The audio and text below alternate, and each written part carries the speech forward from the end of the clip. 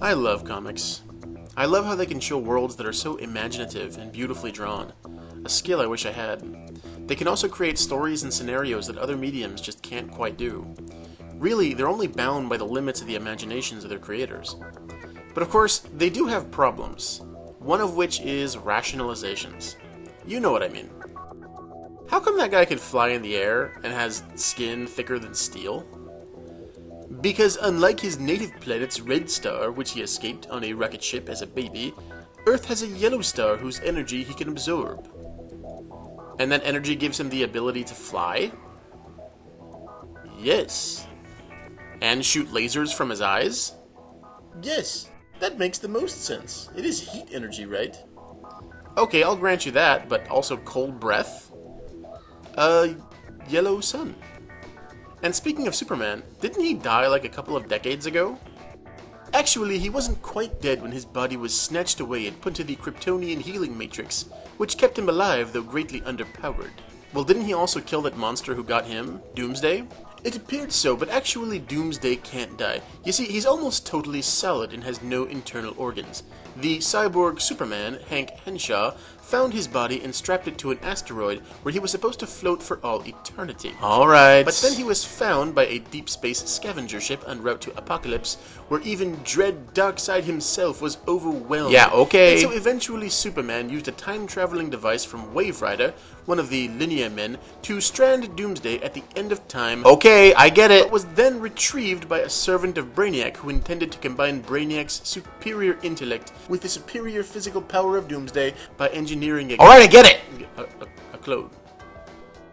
Now here's the thing about rationalizations. They're often convoluted and overthought, and they almost always overshoot a much simpler real-world explanation. Why is there a man who can fly and stop bullets and shoot lasers from his eyes? Because it's interesting. It's entertaining. It makes for a fun story. Why do comic book characters die and then come back? Die and then come back? Die and come back? Because it's a business. And if a character permanently dies, their story is over and you can no longer tell stories about them. You're basically throwing away interesting stories that people want to hear. Now, in the world of comics, rationalizations can be fine. They're often needed to get the story off the ground in the first place. And as long as the writers don't pull too many out of their asses, you can sometimes find yourself in the middle of a unique story that only comics can tell well. What actually really bothers me is when rationalizations are expected to meet with the real world. Cue our friends, the feminists. Never at a loss to explain how society works, and how men keep fucking it up. Never at a loss to explain how men think, and how men should think, and how men should act, and what makes a real man. Always a rationalization to explain away any female imperfections.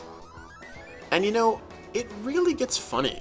Sometimes you just gotta sit back and let them run with it. It's like feminists are everyone's crazy old Uncle Bob who just won't stop with his stories. Did you know that we're living in a rape culture where rape is normalized and encouraged?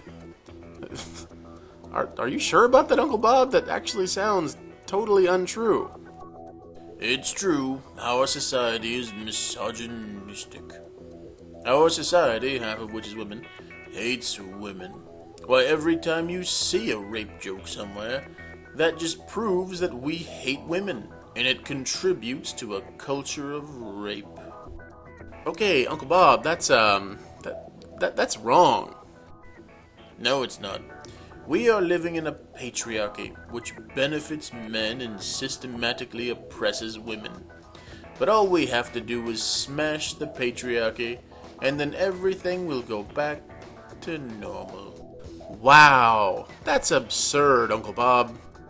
Now, speaking of rationalizations, if you saw my last video on Conan, you might know that I got into an epic war of words with my good friend Arthur B. from ferretbrain.com over the subject of Conan the Barbarian. It took me about 50 minutes of video and over 30 pages worth of back and forth messaging just to get him to admit that the villain of the story, who happened to be a beautiful female, was a villain. And all of that happiness stemmed from me rereading my old Conan comics and coming across this comment from a reader in Australia, who complained about the backstory of the newly introduced character Janissa. In Conan 12, we learn that Janissa, a female warrior whose strength is a match for the Cimmerian, actually paid a terrible price for it. She asks a witch for the strength equal to any man and gets trapped inside a cave where she is overwhelmed and raped by a demon. As each night passes, the number of demons increases, and she is raped mercilessly over and over until she finally learns to get stronger. The time she spends here is unclear, possibly years, until she's finally able to kill every demon for 1 month, and then she's released as the ultimate killing machine. Now bear in mind that even if it is years that pass, all of this happens over about 3 to 4 comic pages. And like the original Conan stories, the rapes aren't shown, only implied. But that wasn't really good enough for our Australian friend here, who wrote, and I quote, "Hey all, Conan forever and all that, amen." He sounds like a real devoted fan, right? Very glad to have a new take on the legend, but in issue 12, your writer needs a smack, of one kind or other. I am angry and disappointed with this issue, because you have offended my wife, and therefore me, and all women in general. This story lacks any sense of masculine maturity, and goes a long way in a short space to discrediting a beloved genre. Yes, Conan literature is full of lascivious depictions, but having a heroine gang-raped by demons every night for a decade is grotesque and weak. Actually, I agree, it is pretty weak. But I thought Janissa herself was pretty weak too, but that's another story. Conan is not meant to be porn, so why does a woman have to get raped as just a natural part of the past that brings the character into existence? How many male heroes ever get raped? The bad guys have had the opportunity every time Conan takes a crack on the head. I bet your readers couldn't handle that one at all. This is a bad habit in all forms of entertainment, where the female character is raped as a plot device to explain how a woman got to be something other than a mother or homemaker. It's a cliche that decent men shouldn't dream about, even in the context of fantasy. You can go as deep into it as you have the courage to ask questions of your society. From an academic and humanistic perspective, it belies our culture's inability to relate to women. Now, all of this tells me a couple of things. First of all, if his stomach is that weak for brutality, then why is he reading Conan the fucking Barbarian? All this preachy bullshit about masculine maturity and decent men shouldn't even dream about rape just strikes me as so pandering and hypocritical. I mean, you are bothered when men get their limbs sliced off and their necks snapped and their heads severed, right? And the other thing I see is our well-reinforced and oft-repeated rationalization. You know, the one that takes rape as a plot device and says that its occurrence shows that society doesn't relate to women, or that the inclusion of rape as a plot device belies our misogyny and seeks to flip the script, as if it's that simple. How many male heroes get raped? They've had the chance every time Conan takes a crack on the head. Can you imagine the appeal of characters like Conan or Han Solo if they were just casually raped as a plot device? And you see this kind of bullshit thought process reflected in every Anita Sarkeesian out there who complains every time something bad happens to a woman in the world of fiction. Whenever a woman is killed or raped or punched in the stomach, you'll find this kind of person telling us that it means that society is nothing but patriarchy and misogyny, when really, they've overshot it. It's much simpler than that. How many male heroes get raped? Yeah, what would that look like? What the? Ah! You've fallen right into my trap, He-Man. And now that I've got you, I'm going to fuck you in the ass. Ugh, you'll never get away with... Wait, what? You heard me, Prince Adam. Now where's that KY jelly? You... Well, are you gay? Nope. Well, are you sexually attracted to me? Nope. Then fucking why? Because this asshole thinks we need to balance the number of rapes between males and females in fiction. What are you talking about, you magical talking skeleton man from the mystical world of, Eternia? Yeah, shut up and grab those ankles. Here we go. Oh God. It's like literally just a bone. Yeah, why aren't more male protagonists raped? Yeah, okay, it's a nice theoretical argument, but there's a very simple reason that it doesn't happen often. It usually doesn't fit in or make any sense naturally, and it immediately takes you out of the reality the story is trying to create. It's just shoehorned in thanks to our fickle focus group appeasing mentality.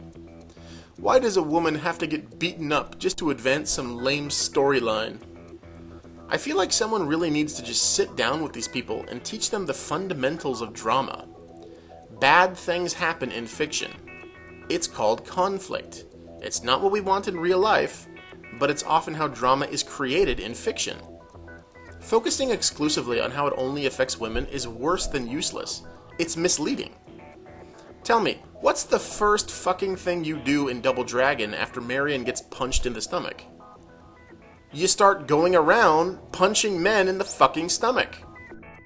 Violence is a women's issue, and we need to show concern for how violence affects women. Because when women get the violence is perpetrated to the women, and that is violent.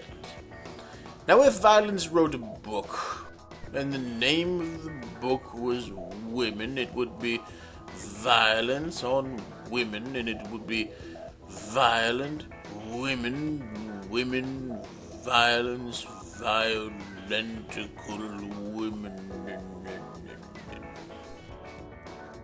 Shut the fuck up, Uncle Bob. Go ahead and flip the script and tell me how it works out. The game opens up and a group of men punches Billy and takes him away, and Marion immediately takes on the whole gang single-handedly to get him back. Do you see any problems with that? Do you buy that? Remember, it's not a comedy game or a parody game at all, if the story is meant to be taken just as seriously as the original. Do you immediately believe that story? Do you believe that a woman is going to take on a gang all by herself? Do you believe that she can? Or that she would? Does it take you out of the story at all? Well, like it or not, there is a kind of reality to the idea of a cowardly and unscrupulous man being able to overpower and kidnap a woman he covets. There is a kind of reality, albeit exaggerated, about one strong man being able to take on and beat down several men. And there's also a reality to a man instantly jumping into action to protect the person he cares about the most, his wife or girlfriend. Now let's get back to Janissa and our complaining Australian friend, because as it turned out, he wasn't alone. People kept writing letters and writing letters, some in support for the uncompromising trueness to the original, and others against it. And at the same time, they were also getting many similar letters of complaint about non-PC issues, like a nude cover and such. And so finally, in issue 39, they called the all-stop, they hit the emergency brake on the train, had all the cars come to a grinding halt, and devoted the entire letters column to addressing the issue of sexual assault. Telling us how sexual assault is bad, giving us some statistics and common myths about sexual assault, and even giving links to some professional resources for victims of sexual assault.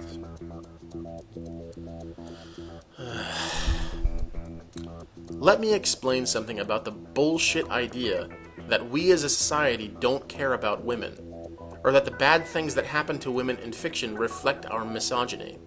We're going to compare Janissa's origin story to another much more popular comic book character's origin story. Remember Doomsday, the beast who took out Superman? He was also born on Krypton, but hundreds of thousands of years before Superman, when Krypton was harsh and hostile, and only the fiercest creatures could survive it. Doomsday wasn't so much born as cloned by the evil scientist Bertrand.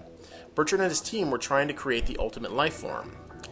And to do that, they took a cloned humanoid baby, and they set it outside the safety of their dome for the express purpose of letting the environment and creatures tear it to pieces.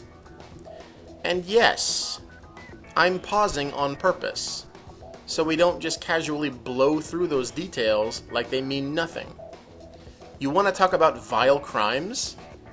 You want to have people upset over what they see happening on a fictional canvas?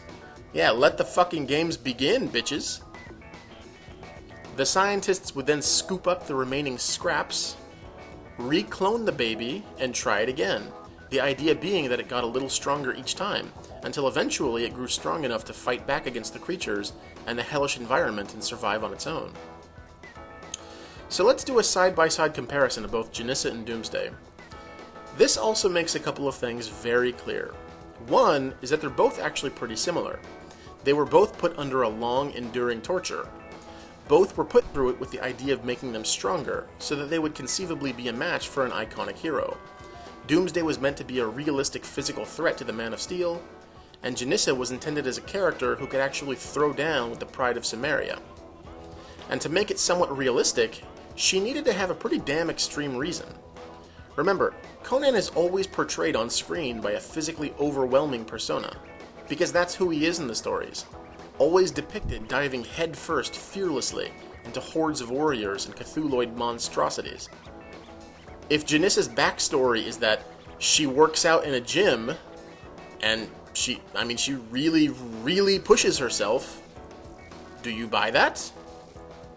Do you believe that this slender 130-some-odd pound woman is going to go toe-to-toe with this guy in a sword fight? Remember, she really exercised hard in the gym. You know the other thing this side-by-side comparison shows us beyond any shadow of a doubt? It's that Doomsday's origin story is worse than Janissa's in every possible way. Our crimes in question are the repeated rape of a woman and the repeated slaughtering of a baby. Want to tell me that rape is worse than murdering a newborn? Oh, I'm sorry, that's wrong. Thanks for playing, though. But she's a fully aware adult who knows what's happening. The baby doesn't know or feel anything. That's a good try. But as it turns out, when Doomsday grows strong enough to survive on his own, actually, he does carry the memories of all his previous deaths, which is why he attacks the dome and kills his creator. Doomsday's torture was longer. We're not really sure how long Janissa's torment lasted. She says years, decades, but it doesn't appear to be the case because she doesn't appear to age that much. This complainer said a decade, so let's call it that for now. We also don't know precisely how long Doomsday's torture lasted, but the minimum must be at least 32 years, because at one point it specifically refers to 30 years of work, and after that it says that he survived outside on his own for around 2 years. But it was probably even longer, judging from the fact that the scientists appear to be growing considerably older. Anyway, 32 sure beats the hell out of 10. There are more details in Doomsday's case. Honestly, in Janissa's case, we have no way of telling that she was raped at all, but for 2 sentences of text. We don't see her get naked, there are no pineapple-shaped cocks sticking out of her demon attackers. Actually, we could have just changed a sentence or two, and said instead that they killed her every night, and we wouldn't have had to change a single panel of art, and we would have avoided all this bullshit outrage. In Doomsday's case, we also don't see on screen what is happening to him, but unlike Janissa's case, we do see horrified reactions of people who are seeing what is happening, and we hear several explicit comments that let us know exactly what is going on off screen. Comments that include, "They're ripping him to shreds," and "The planet's searing atmosphere burned his lungs out." The baby's lungs.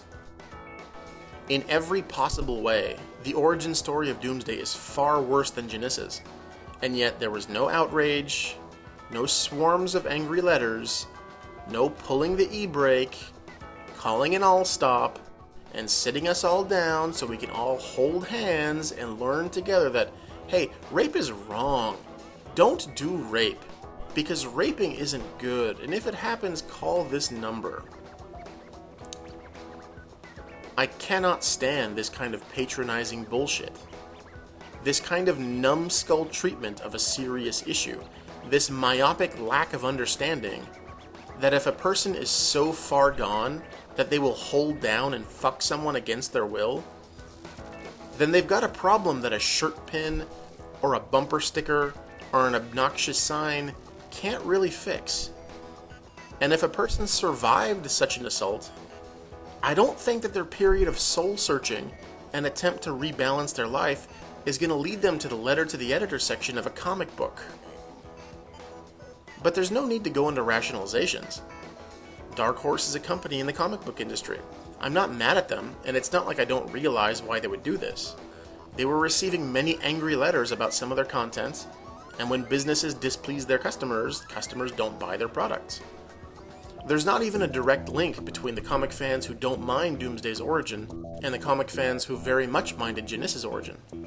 They happen a little over a decade apart.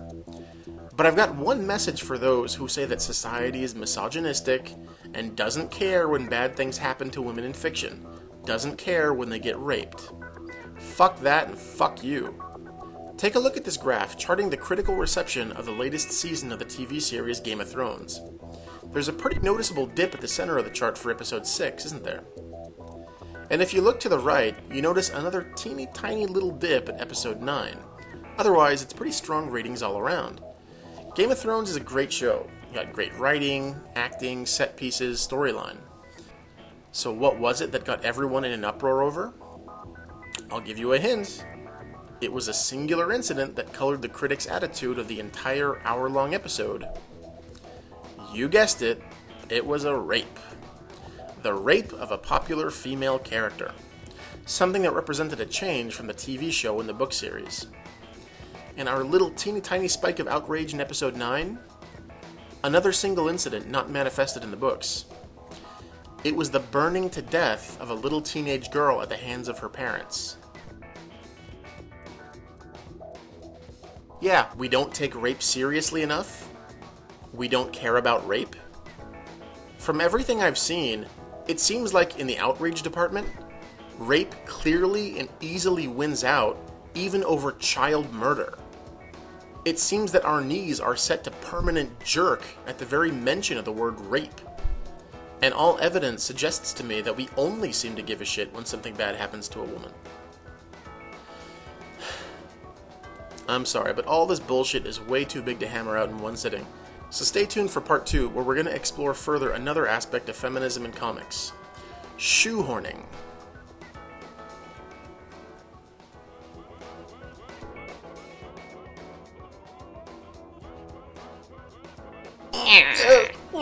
Oh, God. Oh, God.